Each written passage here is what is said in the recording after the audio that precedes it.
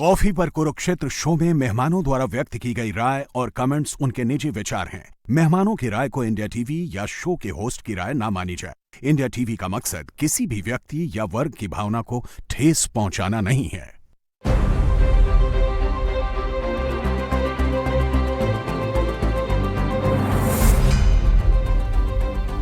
नमस्कार, बहुत बहुत स्वागत आप सभी का आपके प्रोग्राम कॉफी पर कुरुक्षेत्र में। मैं हूं सौरभ शर्मा, आपके साथ बातें खुलकर करते हैं, वो बताते हैं जो कोई और आपको नहीं बताता, इसीलिए आप हमें सुनते हैं। प्रदीप सिंह जी प्रोग्राम में आ गए। सर नमस्कार, बहुत स्वागत है आपका। अनंत विजय जी आज प्रोग्राम में आए। सर बहुत बहुत बहुत स्वागत है आपका। और बहुत जबरदस्त जैकेट लग रही है आपकी, मुझे रंग और दिख गया ये। और देवेंद्र पराशर जी इंडिया टीवी के पॉलिटिकल एडिटर हमारे साथ हैं। देवेंद्र जी आपकी जैकेट भी बहुत अच्छी है। ठीक सर, आज बात सर बोलिए। हमेशा की तरह सर आज योगी जी की बात करनी है। योगी जी की और अखिलेश जी की मौके आज ये बात करने के दो हैं।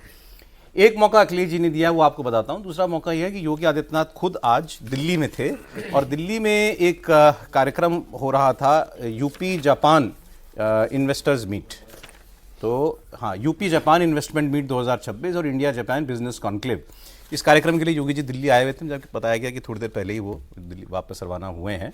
तो ये तो बिजनेस के लिए एक मीटिंग थी ये तो, लेकिन इसके बहाने हमें बात क्या करनी है कि दोनों की लाइन बड़ी अलग जा रही है। योगी जी की चुनाव की पिच जो है, योगी जी की कहाँ जा रही है और अखिलेश जी की। अखिलेश जी ने एक पोस्ट किया और उस पोस्ट में बड़ा साफ उन्होंने ये बता दिया, वो था तो तंज बीजेपी पर, एक कटाक्ष था, लेकिन उससे पता लग गया कि अखिलेश जी इस चुनाव भर में क्या क्या बोलने वाले हैं। उन्होंने ये कहा कि पीडीए के दबाव में और उसके जवाब में सहयोगी दलों को इधर उधर छिटकने से बचाने के लिए आरएलडी को 73 सीटें, सुभाषपा को 39 सीटें, निषाद पार्टी को 31 सीटें, अपना दल 19 सीटें, यह भाजपा उनको देने जा रही है चुनाव में। सीट शेयरिंग फॉर्मूला उन्होंने बीजेपी का सीट शेयरिंग फॉर्मूला बता दिया। तो उनका कहना यह था कि सभी लोग जो हैं ये खूब डिमांड करेंगे और इस बार योगी जी के पास कोई चॉइस नहीं है कि इन लोगों को अपने साथ रखना है, तो इनके मन मुताबिक सीटें देनी पड़ेंगी। अब ये बिल्कुल एक हवाई तंज है, जैसा अखिलेश जी की आदत है तंज करना, तो वो वही है। वैसे जरूरत नहीं है, लेकिन फिर भी बता देता हूं कॉन्टेक्स्ट के लिए आपको। जैसे जिस आरएलडी को वो कह रहे हैं 73 सीटें, तो आरएलडी तो पिछली बार इन्हीं के साथ लड़ी थी सर। तो आरएलडी पिछली बार लड़ी थी 33, ये कह रहे हैं बीजेपी देगी 73, 40 सीट ज्यादा देगी। सुभाषपा को जो है पिछली बार लड़ी थी 19, ये इस बार कह रहे हैं कि 39 सीटें बीजेपी देने वाली है। तो इस तरीके से है, तो वह एक इमेजिनरी फिगर उन्होंने दे दिया। लेकिन वो कह ये रहे हैं सर बाय एंड लार्ज, ये इन दलों की जरूरत भाजपा को इसलिए है। ये सारे दल कौन है? एक को आप कहते हैं जाटों का नेता, एक को आप कहते हैं निषादों का नेता, एक को आप कहते हैं सुभाषपा वाले जो हैं राजभर कम्युनिटी का नेता। तो वो अपनी एक एक कम्युनिटी के नेता हैं।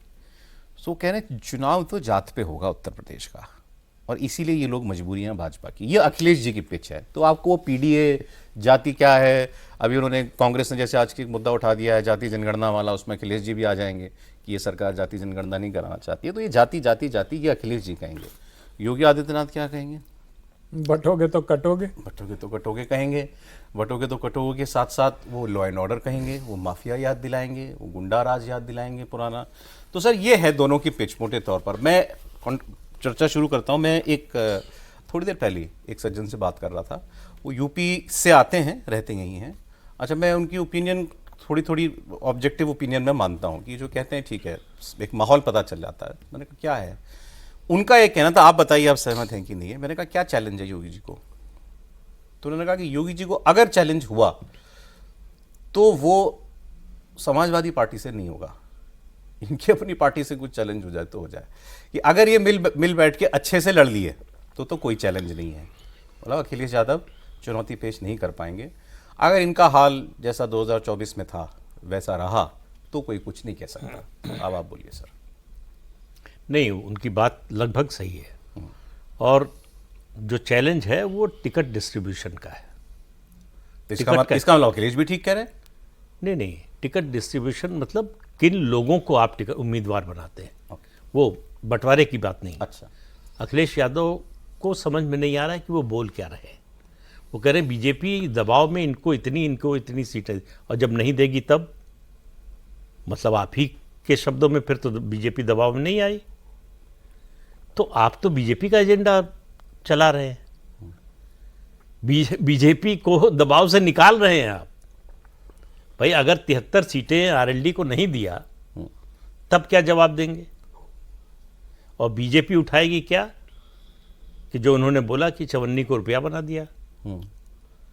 तो ये तो चौधरी चरण सिंह के पूरे परिवार का अपमान है। वो चौधरी चरण सिंह जिन्होंने आपके पिता को नेता बनाया। अब वो मैं तो नहीं कह सकता कि क्या से क्या बना दिया, लेकिन नेता तो बनाया। ये तो मतलब कम से कम उनकी पार्टी और वो भी मानेंगे। चौधरी चरण सिंह से बड़ा किसान नेता या पिछड़ों का नेता कहिए तो वो हुआ नहीं।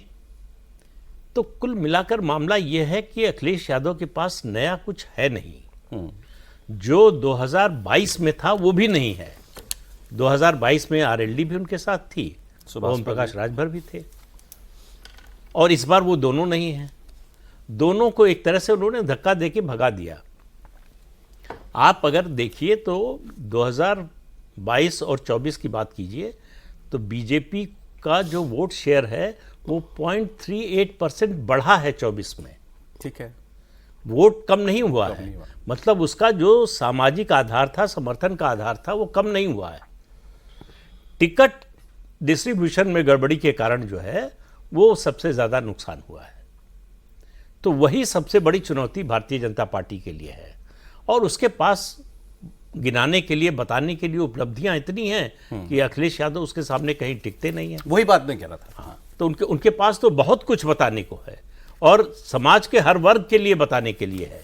चाहे केंद्रीय योजनाओं की बात कर लें, चाहे आप कानून व्यवस्था की बात कर लें, आप एक्सप्रेसवे और हाईवे की बात कर लें, आप एयरपोर्ट की बात कर लें, उसके अलावा जिस तरह का एमएसएमई में ग्रोथ हुई है उसकी बात कर लें, नौकरियां जिस तरह से, मतलब 9 साल में 9 लाख नौकरियां। सर मैं थोड़ा चौंक गया अभी आपने कहा ना, एक्चुअली मेरे हाथ में वही लिस्ट है जो आप बता रहे थे कि क्या क्या काम हुए। सरकार बताती है ना, ये सरकारी दावा है, ये भी मैं कैविएट बता दूं, सरकारी दावा है कि काम हुआ। मैं आपने एमएसएमई का नाम लिया, अगर ये आंकड़ा सही है तो आप इमेजिन कीजिए, योगी जी ने आज जो वहां बताया है इसी समिट में, 96 लाख एमएसएमई यूनिट चलती है उत्तर प्रदेश में, 96 लाख बढ़ा है। 35,000 लार्ज इंडस्ट्रीज, 22,000 स्टार्टअप्स। मतलब ये आंकड़ा थोड़ा सा विश्वसनीय सा है। Defence corridor Jhansi Kanpur production शुरू हो गया। कानपुर ब्रह्मोस बन रहा है, नया वर्जन ब्रह्मोस का कानपुर में बन रहा है। तो ऐसा तो है नहीं कि अब अगर एक्सप्रेसवे का दावा सरकार कर रही है तो सड़क पे दिख रहा है। ऐसा तो है नहीं कि मुख्यमंत्री के दफ्तर में एक्सप्रेसवे बन गया है या एयरपोर्ट बना है तो एयरपोर्ट तो दिखाई दे रहा है ना। 13 टोटल बनने हैं, 9 बन चुके हैं। हाँ, संचालित है 9 एक्सप्रेसवे। लेकिन ये सब छोड़ दीजिए, ये सब देखिए, 17 हवाई अड्डे। कोई भी सरकार होगी, डेवलपमेंट का काम होता रहता है, कोई ज़्यादा करता है, कोई कम करता है। ठीक है। असली बात होती है लोगों की कि उनको सुख चैन से जीने को मिल रहा है कि नहीं। जीवन रक्षा ये सबसे बड़ा मुद्दा किसी भी समाज में, किसी भी प्रदेश में, कि अगर हम घर से निकल रहे हैं, घर वालों को ये भरोसा है कि हम सुरक्षित लौटकर आ जाएंगे। इससे बड़ी चीज कोई नहीं होती जो पिछले 9 साल में मिला है। यही बात जिनकी मैं बता रहा था, उनका सेकंड पॉइंट यही था कि ये तो पॉलिटिक्स अपनी जगह पे, क्यों कैसे चुनाव लड़ेगा। मेन बात है कि योगी जी को लॉ एंड ऑर्डर, 9 साल से लॉ एंड ऑर्डर का डिविडेंड मिल रहा है, हर चुनाव में मिलता है, और इस बार भी वही मिलेगा। और महिलाओं का वोट लॉ एंड ऑर्डर की वजह से, क्योंकि सबसे ज्यादा प्रभावित होती, बच्चा घर से निकले, पति घर से निकले, बेटी घर से निकले, चिंता किसको होती है सबसे ज्यादा? घर में जो महिला है, हर समय उसको धुकधुकी लगी रहती है कि कुछ हो ना जाए। बच्चियों ने मतलब लोगों ने पढ़ाना बंद कर दिया, स्कूल भेजना बंद कर दिया, कॉलेज भेजना बंद कर दिया था, और तब से अब में क्या फर्क आया? लेकिन 5वां चुनाव है ना सर, जब से मतलब आप हाँ, 2 लोकसभा 2 विधानसभा जोड़ी तो 5वां बड़ा चुनाव है। इस मुद्दे में अभी भी उतनी धार है। इस मुद्दे में हमेशा धार रहेगी। 13 साल राज चला समाजवादी पार्टी का, एक ही मुद्दे पर सबसे ज्यादा खिलाफ वोट पड़ा, वो है कानून व्यवस्था। ठीक है, तो ये मुद्दा, मतलब आदमी के जीवन की सुरक्षा, ये मुद्दा कभी कम कैसे हो सकता है? आपका अपना आंकलन ये सारी बातों पर, और वो पीडीए जितना कर रहे हैं कि मुझे ये चुनाव तो पीडीए पे लाना है, मतलब जाति पे लाना है, तो पीडीए वालों को भी तो चाहिए लॉ एंड ऑर्डर, पीडीए वालों को सड़क नहीं चाहिए? बिल्कुल चाहिए। और मुझे लगता है कि जिसकी जितनी क्या कहते हैं, जिसकी जितनी संख्या संख्या भारी, भारी उसकी उतनी हिस्सेदारी। तो उत्तर प्रदेश में विकास की हिस्सेदारी तो उनको भी मिल रही है ना, जिसकी जितनी संख्या भारी। तो उसमें तो पीडीए के लोग भी है ना। अभी तो पहले पीडीए ही स्पष्ट नहीं हुआ है सर। निरंतरता के साथ पीडीए में समय के साथ साथ बदलाव होते जा रहा है। पहले पी का मतलब कुछ और होता था, आजकल पंडित है। आजकल पी का मतलब पंडित हो गया है। अब चुनाव आते आते पी का मतलब क्या हो जाएगा ये अभी पता नहीं है। तो एक बार पीडीए को मुझे लगता है स्टेबलाइज हो जाना चाहिए, तभी तो उस पर चुनाव लड़ेंगे।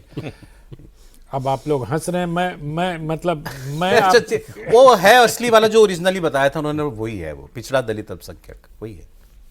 सर मैं अब आपकी बात मानूं या माननीय अखिलेश यादव जी की बात मानूं? भाई पीडी पंडित सभा में कहा है उन्होंने भाई।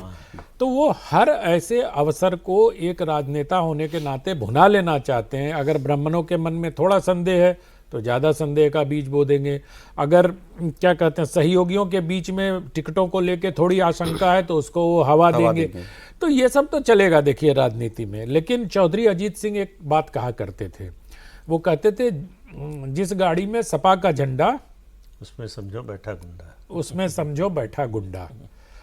तो जो दृश्य उत्तर प्रदेश की जनता ने देखा है कि एक बड़ी एसयूवी में 2 राइफल निकली हो और बहुत तेज ब्रेक लगता हो और जनता हट जाती हो वहां से, वो दृश्य आपको कहीं दिखाई देता है?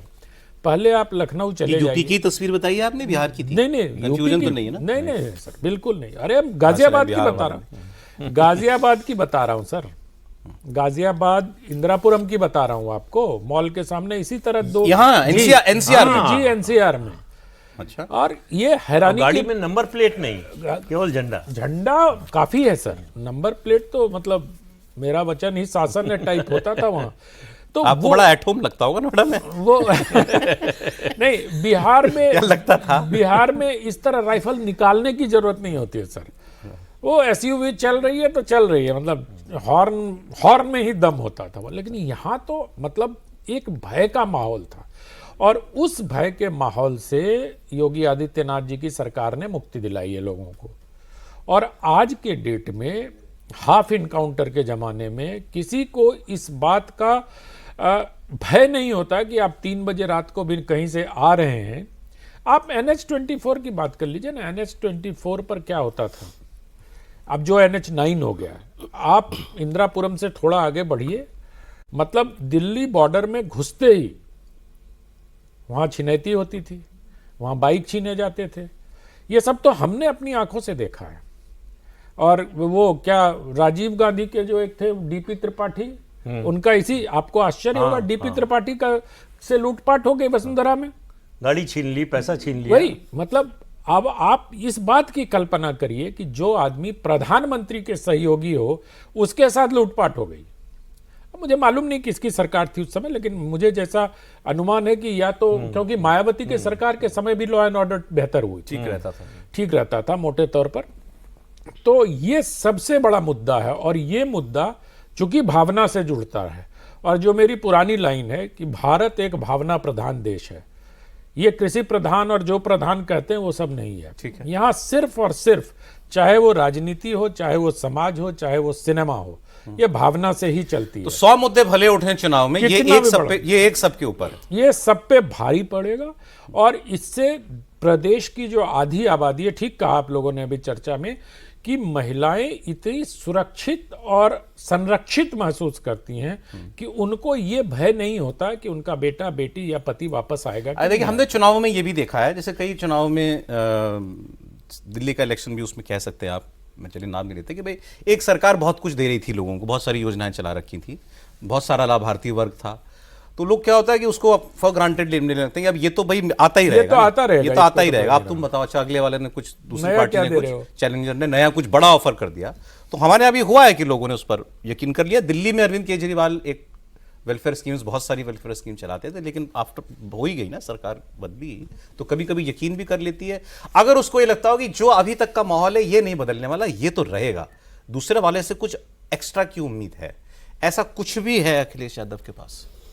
उससे अलग तो उस तरह की चीज़ें नहीं है, उनको वापस अपने रूट पर ही जाना होगा। वो रूट वही कास्ट वाली बात है ना? कि कास्ट के डायनेमिक्स को वो जितना ज़्यादा उछाल सके उतनी ज़्यादा सफलता के उनके चांसेस रहेंगे, और वही वो करते भी नजर आए। जैसे वो जो फॉर्मूला उन्होंने दिया, उनको भी तो पता है ना कि एनडीए में इस तरह की बातें नहीं हो रही है, लेकिन जानबूझकर एक तो इस तरह का फॉर्मूला आपने दे दिया, तो एक नरेशन आपने क्रिएट किया और कास्ट वाला ही किया, और दूसरी चीज़ कि उन सहयोगियों के मन में भी उनकी महत्वाकांक्षाओं को और भड़काओ, ताकि जब सीट शेयरिंग की बात हो तो फिर सिर फुटबॉल मचे। और यहाँ पर अगर आप देखें तो उनके अपने सीट शेयरिंग को लेकर आप देखें तो कांग्रेस पार्टी के साथ बहुत जल्द उनको शुरू होने वाला है, सितंबर में वो शुरू करेंगे, और अक्टूबर तक उन लोगों की रणनीति ये है कि हमें ये फाइनलाइज कर लेना है। जो पता चल रहा है उसके हिसाब से अखिलेश यादव ने कांग्रेस को ये कहा है कि मसला सीट की संख्या का नहीं, जो भी आप सीट डिमांड करेंगे साथ साथ आपके पास कैंडिडेट भी होना चाहिए, कि आप बताएं कि हाँ यहाँ पर हम इस कैंडिडेट को देना इंटरव्यू तो नहीं लेंगे ना कांग्रेस के कैंडिडेट के वो नहीं, एक बार ये चर्चा चल गई थी। हाँ, लिया भी था शायद, कई फॉर्म भरवाए थे, कुछ एग्जाम लिए थे। कांग्रेस के कैंडिडेट के इंटरव्यू सपा ले, इमेजिन करें। और उसमें कांग्रेस पार्टी का ये कहना है कि पिछली बार तो आप सत्ता में थे, तो जब जितनी सीटें हमें मिली थी जब उस इलेक्शन में साथ में थे, तो अब तो आप अपोजिशन में हैं, तो कांग्रेस पार्टी उम्मीद कर रही है कि प्रेशर बनाना शुरू करेगी 120-25 से, और फिर वो घटते घटते घटते नीचे आएगा। कांग्रेस पार्टी की महत्वाकांक्षा रहेगी कि 100 के आसपास हो। अखिलेश यादव जी शुरू करेंगे 60, 65, 70 से 80, 85 इस तरह के बीच में जाके कांग्रेस पार्टी को रोकेगा। लोग चंद्रशेखर वाली जो पार्टी है उनके साथ गठबंधन होने की संभावना इस लिहाज से सौरभ नजर नहीं आ रही है कि उनका डिमांड बहुत ज़्यादा रहेगा। वो कांग्रेस चाहती है कि सब अखिलेश कांग्रेस चाहती है, लेकिन वो होगा नहीं, अखिलेश नहीं उतनी सीटें नहीं दे सकते, और उनको अगर अपना वजूद बनाना है, आप भीम पार्टी के हिसाब से सोचिए, तो अगर उनको अपना वजूद बनाना है तो उनके लिए तो बड़ा जरूरी नहीं कि ज्यादा से ज्यादा सीट पे लेके माहौल बनाए, तो वैसी के साथ जाएंगे। आप कह रहे हैं कि डिमांड कुछ भी करे 80-85 पे आएगी। हाँ हाँ, अच्छा, इससे ज्यादा नहीं। ठीक है, हायर साइड है ये, हायर साइड है, और उसमें भी कई कैंडिडेट समाजवादी पार्टी के होंगे, सिंबल भले ही। अरे पिछली बार तो अलायंस में थी ही नहीं कांग्रेस ना, नहीं तो तभी उसके पहले वाले में कांग्रेस के सामने 399 सीट लिखा था। पिछली बार तो उससे पहले 17 वाले। पिछली बार तो कांग्रेस पार्टी अपने सबसे बड़ा ट्रम्प कार्ड के साथ चुनाव मैदान में उतरी थी, और प्रियंका जी आई थी एक नारा लेके, लड़की हूँ लड़ सकती हूँ, और 40% उन्होंने कहा था कि यहाँ की महिलाओं को देंगी। तो हालांकि वो सीटें पता नहीं कितनी रही, 2 सीट और वोट परसेंटेज दोनों भारतीय इतिहास में पहली बार किसी राजनीतिक दल को लगभग बराबर रही हैं। 2 सीट 2.4 के आसपास वोट परसेंटेज, मतलब शेयर। तो ये क्योंकि 5 से कम को तो उतना ही माना जाता है। आप मुझसे ज्यादा जानते हैं। अब कौन थे वो नीतियां बनाने वाले कांग्रेस पार्टी के जिन्होंने वो कैंपेन डिजाइन किया था? प्रियंका जी को नाव में बैठा दिया, और नाव चलती थी, और प्रियंका जी घाट की तरफ देख करके बस ऐसे वेव करती थी। स्टीमर में नाव कितनी जगह रुकेगी? नहीं, नाव को छोड़िए, कितने लोग घाट पे होते हैं? नहीं सरकार प्रचार में किसको बता रहे हैं वो नाव से? अरे आप दूसरी बात पे चले गए। वो काम किया बीजेपी की सरकार ने कि वाटरवे बनाया, प्रयागराज से बनारस तक जो है आप स्टीमर से जा सकते हैं, बाई रोड या और ट्रेन से जाने की जरूरत नहीं है। उसी का वो प्रचार कर रही थी। नहीं सर, क्या मतलब अगर वो बीजेपी बनाएगी तो प्रियंका जी इस्तेमाल नहीं कर सकती? कर सकती है, लेकिन प्रचार के लिए थोड़े करेंगी। सर देखिए, उसमें सबसे बड़ी दिक्कत क्या हुई थी, ये सब तो ठीक है, ये सब तो फ्लॉज थे, लेकिन आपको याद है हम लोग कितनी बार इन खबरों पर चर्चा करते थे, प्रियंका जी वहां जाएंगी, वहां रहेंगी, शीला दीक्षित का ये घर तैयार हो रहा है, आज इसकी पुताई हो रही है, आज इसका झाड़ू लगाया जा रहा है। एक दिन नहीं गई वो घर बदल, और जो घर के दिन बदल गए। और जो पालतू मीडिया थी उस समय की, पालतू मीडिया ने ये सारे काम बहुत जोर शोर से चलाए कि अब उत्तर प्रदेश का कायाकल्प होने वाला है, क्योंकि प्रियंका जी स्वयं उत्तर प्रदेश की राजधानी लखनऊ में रहने वाली हैं।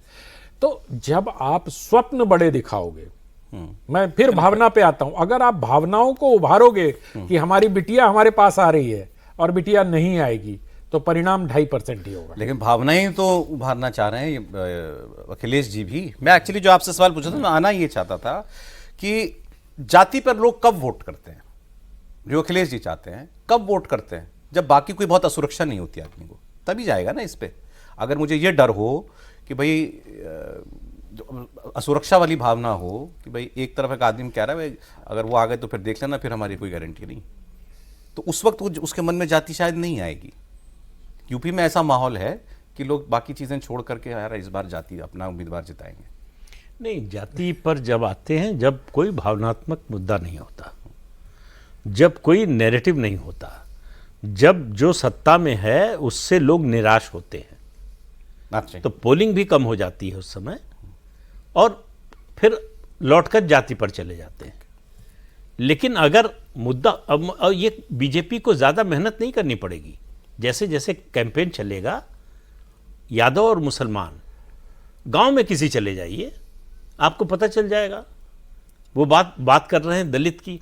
भाई मायावती जब साथ आई अलायंस में, तब तो दलित आया नहीं समाजवादी पार्टी के पास। 19 में 14 में 5 सीटें मिली थी, 19 में भी 5 ही रही, 5 की 6 भी नहीं हुई। तो कैसे और फिर कह रहा हूं, मैं कई बार कह चुका हूं कि किसी भी गांव में चले जाइए, थाने में चले जाइए, देखिए यादवों के खिलाफ सबसे ज्यादा कंप्लेंट किसने की है? दलित समाज के लोगों ने। तो ग्राउंड रियलिटी से बिल्कुल अलग है। लेकिन सर यही अखिलेश यादव है जो जिनको फुल मेजोरिटी की सरकार भी मिली थी, इनकी वजह से नहीं, लोग कहते हैं मुलायम सिंह जी की वजह से मिली थी। मुलायम सिंह जी की वजह से 12 में। हाँ, तो तब भी तो यही अखिलेश थे, यही सपा थी, वही समर्थक था। तब आप देख लीजिए बीजेपी की क्या हालत थी। तब आप देख लीजिए उनका मुकाबला बहुजन समाज पार्टी से था, बीजेपी से नहीं था। बीजेपी कंटेंडर थी ही नहीं। 47 सीटें मिली थी बीजेपी को 2012 में। तो बीजेपी तो जो है 2002 के बाद ही जो है वो लड़ाई से बाहर हो गई थी। 2007 में भी कहीं नहीं थी और 2012 में भी नहीं थी। मैं आपसे जानना चाह रहा हूं, उस वक्त ऐसा क्या माहौल था कि लोगों ने मुलायम सिंह जी को फुल मेजोरिटी दे दी? मायावती सरकार का भ्रष्टाचार। अच्छा। कानून व्यवस्था ठीक हुई, लेकिन भ्रष्टाचार नीचे के लेवल पर इतना देखिए, जब ऊपर भ्रष्टाचार होता है तो लोगों की रोजमर्रा की जिंदगी को प्रभावित नहीं करता। कि आपने ये 5,000 करोड़ का प्रोजेक्ट लगवाया, उसमें 500 करोड़ रुपए रिश्वत ले ली, तो आम आदमी को क्या फर्क पड़ रहा है उससे? जब पड़ेगा तब पड़ेगा। लेकिन अगर वो थाने में जा रहा है, कचहरी में जा रहा है, लेखपाल के यहाँ जा रहा है, वहां अगर पार्टी का एक आदमी जाकर वो, ये जो पश्चिम बंगाल में होता था, लेफ्ट ने किया, फिर टीएमसी ने किया, उसकी नाराजगी में विकल्प के रूप में केवल समाजवादी पार्टी थी, न बीजेपी थी, न कांग्रेस थी। तो किसको वोट देते लोग? वो नाराजगी का वोट था। वो नाराजगी का 2007 में सपा से नाराजगी का था कानून व्यवस्था पर, 2012 में बसपा से भ्रष्टाचार की नाराजगी। तो करप्शन खत्म तो नहीं हो गया सर यूपी में? करप्शन खत्म हो जाने, कुछ भी खत्म नहीं हो जाता। क्या कानून, आप ये कह सकते हैं कि अपराध खत्म हो गए? सवाल ये है कि क्या आपको परिवर्तन महसूस हो रहा है? ये जनरल स्टेटमेंट नहीं था, लोग मिल जाते हैं ये कहने वाले कि लोअर लेवल पर करप्शन यूपी में ठीक ठाक हो रहा है। पूरे देश में हो रहा है, यूपी में भी हो रहा है, कम नहीं हो रहा है, हर जगह बढ़ रहा है। नीचे के लेवल पर भाई पैसा देने वाले लेने वाले हम ही आप तो हैं। तो जब तक लोग नहीं बदलेंगे, करप्शन ये आप जो करप्शन खत्म होने की बात होती है, वो केवल आप टॉप पर देखिए, करप्शन अगर खत्म हो रहा है तो वहां हो रहा, नीचे नहीं होता है। वो मायावती का करप्शन के अलावा उस समय इस तरह के किस्से बहुत आते थे ना, कि मुख्यमंत्री आवास में नोट गिनने की मशीन है, नोट गिने जा रहे हैं, झोला लेके जा रहा है, जन्मदिन पर नोटों मतलब हीरे की माला पहनाई जा रही है। वैभव और ऐश्वर्य का इतना भोंडा प्रदर्शन होता था कि मतलब कितने साल के हो गए तो इतने 1000 किलो क्या चांदी के सिक्कों से, सोने से तौला जाना। और ये जो वैभव और ऐश्वर्य का प्रदर्शन है ना भारतीय राजनीति में, ये जनता को रास नहीं आती है।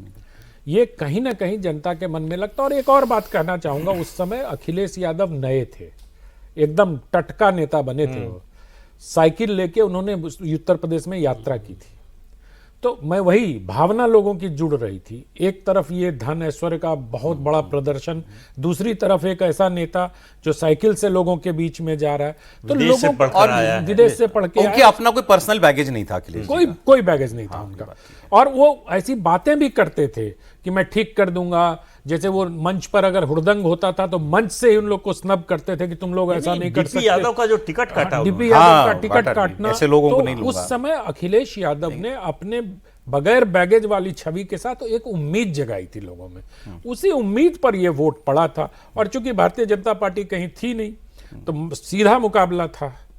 तो इसलिए अखिलेश यादव, एक सेकंड, एक सवाल है, क्यों अखिलेश यादव को हम लोग भी, क्यों हम इसी लेंस से फिर हमेशा देखते हैं, जाति के लेंस से? वो बातें ऐसी करते हैं, चलिए वो ठीक है कि वो खुद ही जो है वो अगर कोई जाति की पिच पे जाना चाहते हैं, चश्मा उनका मान लिया, अभी करेक्ट किया ना तुरंत। बट अगेन 5 साल में काम भी तो कुछ हुआ होगा, जैसे लखनऊ एक्सप्रेसवे बनाया उन्होंने। ये एक्सप्रेस भी उनका बनाया हुआ है, वो तो कई इमारतें, उस स्टेडियम गिनाते हैं, कई इमारतें गिनाते हैं। ऐसा नहीं है कि कोई काम उस सरकार में हुआ नहीं। अच्छा, हमको बताइए कोई एक सरकार बताइए जिसके समय काम ना हुआ। नहीं, मैं कह रहा हूं अखिलेश यादव को beyond caste, beyond the usual rhetoric जो उनकी पार्टी के साथ जुड़ी हुई है, उसके अलावा देखने का कोई और नजरिया है या नहीं?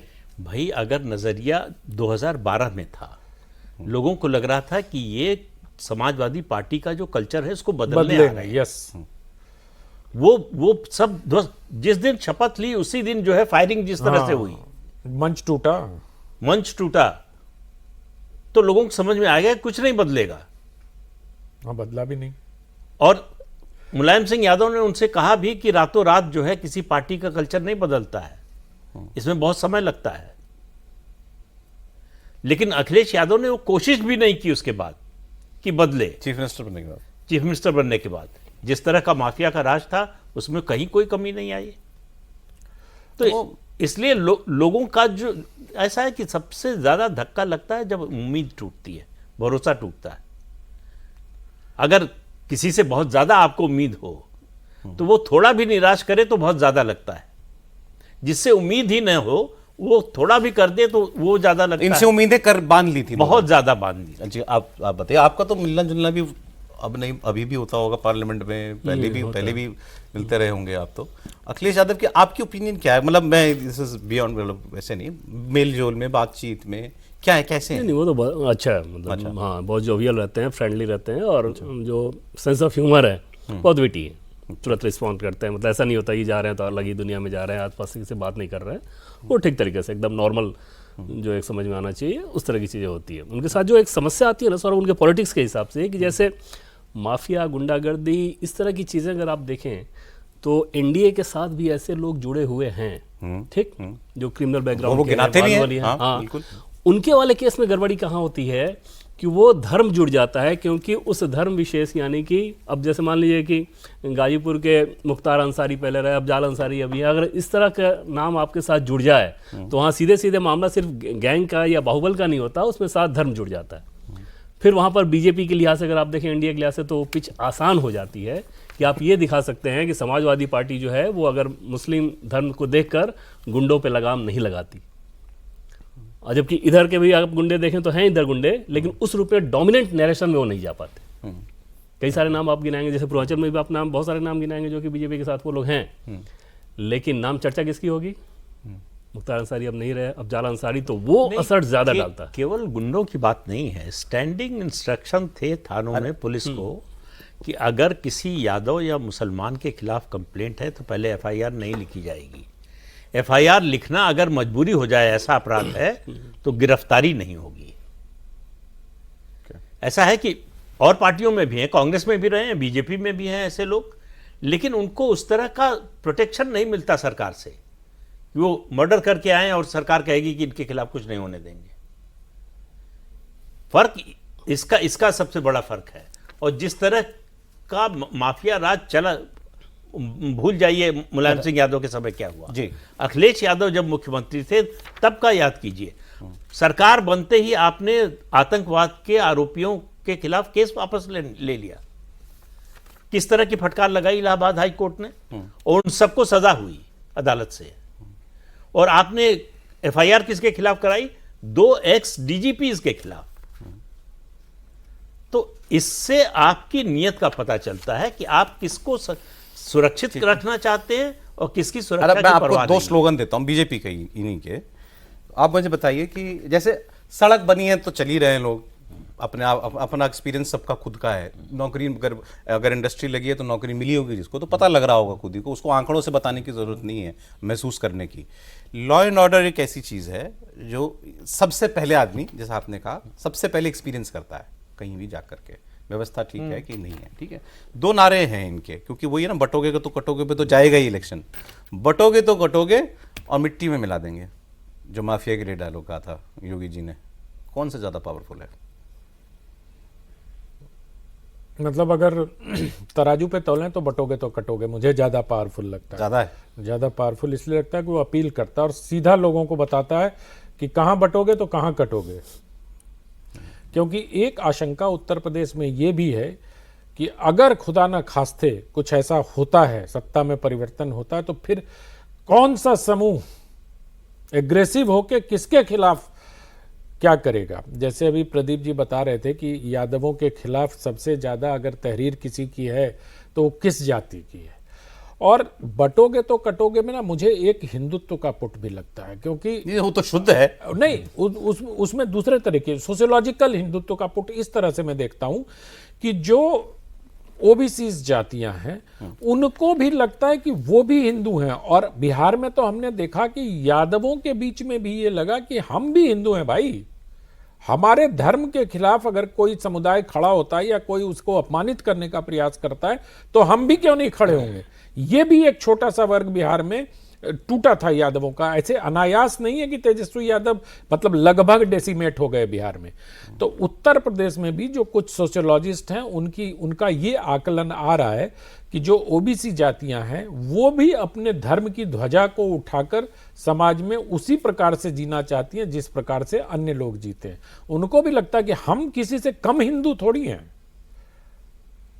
अगर भागलपुर दंगे की जो है, नहीं, अगर ये है तो फिर चार्जशीट तो बहुत बड़ी बात है। ये मैं इसीलिए कह रहा हूं कि मेरी अभी 3-4 सोशियोलॉजिस्टों के साथ हम लोग बैठ के समझने का प्रयास कर रहे थे कि कास्ट इक्वेशन कैसे चेंज हो रहा है।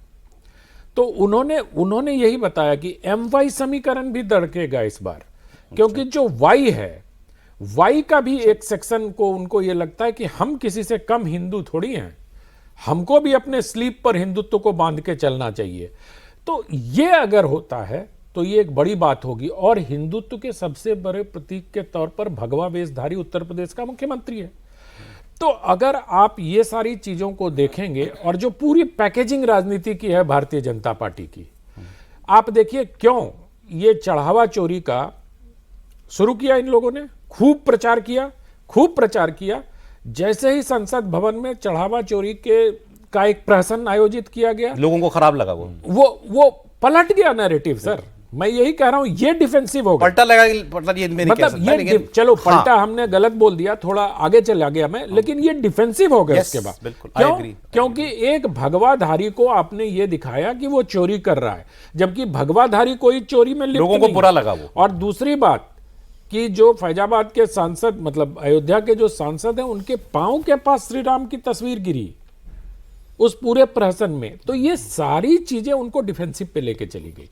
तो इसलिए अति उत्साह में अगर आप धर्म को, ये जो आप कह रहे थे कि ये हिंदुत्व कॉन्शियसनेस अगर आने सच में आई है लोगों में, जैसा आप ऐसा कुछ सोशलिस्ट का दावा है, तो फिर तो बीजेपी को बेहतर ही करना चाहिए, पिछली बार से भी करेगी। मुझे तो इसमें कोई शक नहीं है। मैं तो 2017 देख रहा हूं कि उसके कितना थोड़ा कम होगी या तो थोड़ा ज्यादा। पिछली बार भी कहा था। उससे देखिए, आप समाज में देखिए कितनी थी सर सीटें तब? 312 थी। 312 समाज में देखिए सभी गठबंधन के 325 के आसपास, गठबंधन के हाँ। 325 थी। तो आप अलग अलग जातियों को देखिए, यादव समाज को देखिए, उनसे ज्यादा सात्विक, गोपालक आपको और कोई जाति नहीं मिलेगी। बिल्कुल कोई सवर्ण जाति नहीं मिलेगी। सर वो बहुतायत में क्योंकि अखिलेश जी के साथ है, वो तभी टूटेगा जब अखिलेश जी से नाउम्मीद हो जाएगा। मेरा ऐसा मानना है। सर, टूटने की बात वरना नहीं नहीं है, जाएगा। टूटने की बात अगर उसको ये उम्मीद जब नहीं, तक है कि अखिलेश यादव चीफ मिनिस्टर बन सकते हैं, नहीं, उस तरह का नहीं तब है तक वो नहीं जा जैसा सकता, मेरा मानना है। जाटव का मायावती के साथ है। उसका कहना है कि जब तक मायावती हैं राजनीति में, वो हारे या जीते हमें मतलब नहीं है। मेरे को वैसी कन्विक्शन नहीं लगती इनके वैसी लिए। कन्विक्शन नहीं। ये बात मैं नहीं कह रहा हूं। मुलायम सिंह यादव ने अमित शाह से कहा 2014 में क्या कि हमारा पढ़ा लिखा जो यादव है वो भी आप लोगों को वोट करेगा। वो आपने कंपैरिजन बिल्कुल ठीक किया। मायावती जी के सपोर्ट बेस का, उनके लिए जो कन्विक्शन है, हारे जीते राजनीति में कितनी प्रासंगिक रहें उसको मतलब नहीं है, वो वोट उनको जाता ही जाता है। लेकिन इनके साथ वो मुझे तभी तक है जब तक भैया के भैया आ सकते हैं, जब तक ये मन में है। जिनको एम्पावर किया है, आप इटावा में चले जाइए, सामान्य यादव परिवार के लोगों से बात कीजिए, तो तो आपको अंदाजा लग जाएगा यादवों कि भाई आखिर सब चीज जो है यादव टूट रहे हैं। कोशिश तो करती है लेकिन उस रूप में, मतलब साइजेबल अमाउंट में नहीं कि आप ये उसका जिक्र करके बिहार में देखें कि- टूटे? नहीं, बिहार में भी नहीं नहीं, वहाँ तो एकदम, मतलब आप कह रहे हैं ना कि 2-4 वोट उस टाइप से आप देख लें, अन्यथा तो एकदम रिलीजियसली बीजेपी ने पूरी कोशिश बिहार में सारी चीजें कर ली थी, लेकिन वो हुआ Same नहीं। with UP. हाँ, तो उसमें कोई बहुत, और बीजेपी इस बात को समझती भी है, हालांकि यादव रिप्रेजेंटेशन दिया जाता है, जैसे अभी आप संगीता यादव को देखें, राज्यसभा भेजा गया था, पूर्वांचल से ही वो आती हैं, तो वो कोशिश होती है, लेकिन वो इलेक्ट्रली वो कन्वर्ट होता नजर नहीं आता। उनकी की सारी सोशल मीडिया- इंजीनियरिंग इनको अलग रख के ही होती है। हाँ, वो समझ उसी हिसाब से वो किया जाता है। और दूसरी चीज़ की अगर पूरी रणनीति इस चुनाव की अगर देखें बीजेपी की, तो सब कुछ टिकेगा सौरभ इसी बात पर कि हिंदुत्व के सहारे ही, आप चाहे एंटी इनकम्बेंसी का मैटर हो या फिर करप्शन का मसला हो या फिर सीटों के बीच अगर कुछ खींचतान या जो चलता है, उन सारी चीज़ों को आप ओवर पावर कर देंगे कि अगर हिंदुत्व का मसला ठीक से चला, पॉपुलर फेस आपके पास है मुख्यमंत्री के तौर पर और प्रधानमंत्री के तौर पर, केंद्र के हिसाब से मशीनरी पूरी रहेगी, स्ट्रेटजी पूरी रहेगी, तो वो सारी चीज़ें कोई रहेंगी। बात आप कह रहे हैं? नहीं, मैं सिर्फ ये कह रहा हूँ कि आप इस शो में आने के पहले जिस व्यक्ति से बात कर रहे थे और उन्होंने एक बड़े मार्के की बात की कि बीजेपी को बीजेपी से ही चुनौती है। 2024 में जो पराजित हुए उनको कैसे मैनेज किया जाएगा, ये एक बड़ी चुनौती है बीजेपी के पास। जो सांसद के उम्मीदवार हार गए, बड़ी संख्या में हारे या / हराए गए, उनको साधना एक चुनौती होगी। तो हर इलेक्शन में नहीं होते ऐसे लोग, तो हर इलेक्शन में होते हैं। सर इतनी बड़ी संख्या दो नहीं चार होना और इतनी बड़ी संख्या नहीं 40-50 होना। तो ये थोड़ा अंतर है। बीजेपी कैसे उनको मैनेज करती है, ये बड़ी बात है। हालांकि मैनेज करने का प्रयास इस टीम में दिखाई दे रहा है, लेकिन उनको कैसे मैनेज करती है, क्या उन्होंने उसको पर्सनल ले लिया है कि हमको फलाने ने फलाने को हरा दिया। तो अगर इन सब चीज़ों पर ठीक से बीजेपी काम कर ले जाएगी तो मुझे नहीं लगता, क्योंकि देखिए आप लोग या हम लोग जो धारणा बनाते हैं ना, वो इंटरनेट मीडिया जिसको सोशल मीडिया भी कहते हैं, सोशल मीडिया पर ट्वीट से, फेसबुक पोस्ट से, इन सब चीज़ों के आधार पर, लेकिन ज़मीनी हकीकत कुछ और है। प्रदीप गुप्ता की एक किताब है जो उन्होंने लिखी है इलेक्शन पे, उन्होंने कहा है कि सोशल मीडिया ये जीडीपी वगैरह का कोई फर्क नहीं पड़ता। इसलिए जब आप एमएसएमई के आंकड़े और इतने बता रहे थे तो मैं बहुत निष्प्रिय भाव से सुन रहा था कि ये तो सब सरकारें कहती हैं कि हमने वो, क्योंकि वो जैसे कहते एक कंपनी कहती है ना स्टील भी हम बनाते हैं, वैसे सरकारें विकास भी करती हैं, लेकिन उस पर चुनाव नहीं होता है। वो ठीक कहा प्रदीप जी ने कि कोई ऐसी सरकार नहीं रहती जो कुछ ना कुछ काम तो करती ही है, लेकिन भावना कौन उभार पाती है, सेंटिमेंट्स को कौन छू सकती है, उसमें तो इनका हाथ कौन लेकिन पकड़ेगा? बीजेपी कैंप को सौरभ अगर देखें ना अभी, तो बीजेपी कैंप इस इलेक्शन को ज्यादातर नेता टफ इलेक्शन के तौर पर जरूर देख रहे हैं। अच्छा। वो अब समझी भी जा सकती है बात, अगर तीसरी बार अगर आप किसी चुनाव में जा रहे हो तो इजी तो आप ले ही नहीं सकते, तो वो एहसास है पार्टी के नेताओं को कि पूरी ताकत से जाना होगा इस चुनाव में। वो कहीं भी उसमें आप वो नहीं देखेंगे कि बहुत थोड़ी ढिलाई से कर दें या कुछ। बीजेपी के पास जितनी भी ताकत है, जिस तरीके की ताकत है, पूरी ताकत के साथ वो उस यूपी इलेक्शन में जाएंगे और पिछले सबक के साथ जो 2024 में लेसन मिला है। यूपी एक ऐसा इलेक्शन है BJP can not afford to lose. बिल्कुल नहीं, लूज तो करने का सवाल नहीं, लेकिन बीजेपी 2024 के बाद एक घायल शेर की तरह है जो ज्यादा खतरनाक होता है। आप उसके बाद के सारे चुनाव देख लीजिए, 2024 में जहां जहां हारे, डरा रहे हैं ये अखिलेश जी को। वहां क्या मतलब जो रिजल्ट आया उसकी बात कीजिए, क्या होगा उसके बारे में तो अनुमान लगा सकते हैं, लेकिन जो रिजल्ट आया वो तो हार्ड फैक्ट सामने है ना कि किस तरह से। और यूपी में जो चोट लगी है बीजेपी को 2024 में, वो बीजेपी भूल जाएगी, ऐसी उम्मीद ही भी नहीं करनी चाहिए। बात ठीक है। तो जितना महाराष्ट्र में किया, जितना बंगाल में किया, हरियाणा में किया, उससे बहुत ज्यादा एफर्ट होगा। उसका अंदाजा अभी लगाना मुश्किल है। बंगाल में तो एफर्ट हमने देखा, कैसा कैसा लगाया है, कहाँ कहाँ किया, राइट सर। अब तो वहां एंटी इनकम्बेंसी का फायदा था, यहाँ एंटी इनकम्बेंसी का यहाँ प्रो सामना करना इनकम्बेंसी का फायदा है। आप चुनाव देंगे, यूपी का चढ़ता जाएगा, तो हमारे भी प्रोग्राम यूपी पे ज़्यादा होते जाएंगे, तो आप लोगों को ज़्यादा आना पड़ेगा सर। आपके लिए था। ठीक है, शुक्रिया सर, बहुत बहुत शुक्रिया प्रदीप जी प्रोग्राम में आने के लिए, बहुत धन्यवाद। आनंद जी आपका, देवेंद्र जी बहुत शुक्रिया आपका भी।